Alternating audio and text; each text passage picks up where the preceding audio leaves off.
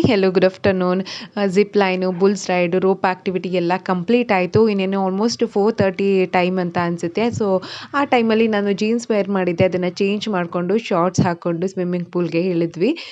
Literally ನನ್ನ ಮಗಳು ಬೆಳಿಗ್ಗೆಯಿಂದನೂ ಕೇಳಿದ್ದಾಳೆ, ಅಮ್ಮ ಸ್ವಿಮ್ಮಿಂಗ್ ಪೂಲ್ಗೆ ಹೋಗೋಣ, ನೀರಲ್ಲಿ ಆಟ ಆಡೋಣ ಅಂತ ನಿಯರ್ಲಿ ಒಂದು 10 ಟೈಮ್ಸ್ ಕೇಳಿದ್ದಾಳೆ.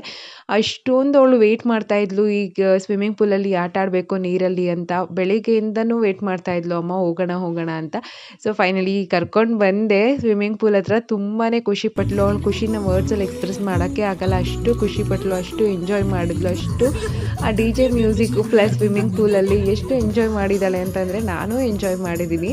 ಸಿಕ್ಕಾಪಟ್ಟೆ ಎಂಜಾಯ್ ಮಾಡಿದ್ವಿ. ನಿಜವಾಗ್ಲೂ ಇಟ್ಸ್ ವರ್ತ್ ಇಟ್ ಅಂತ ಅನ್ನಿಸ್ತು ನಾವು ಹೋಗಿದ್ದು. ನೆಕ್ಸ್ಟ್ ನಾನು ಹೋಗಿದ್ದು ರೈನ್ ಡ್ಯಾನ್ಸ್ಗೆ. ಮೈಸೂರು ಗ್ರೂಪ್ ಅಂತ ಹೇಳಿದ್ನಲ್ಲ, ಗರ್ಲ್ಸ್ ಗ್ಯಾಂಗ್ ಅಂತ. ಸೊ ಅವ್ರ ಜೊತೆನೂ ಕೂಡ ಜಾಯ್ನ್ ಆಗಿ ರೈನ್ ಡ್ಯಾನ್ಸನ್ನು ಕೂಡ ಸಿಕ್ಕಾಪಟ್ಟೆ ಎಂಜಾಯ್ ಮಾಡಿದೆ. ತುಂಬಾ ಖುಷಿ ಆಯಿತು.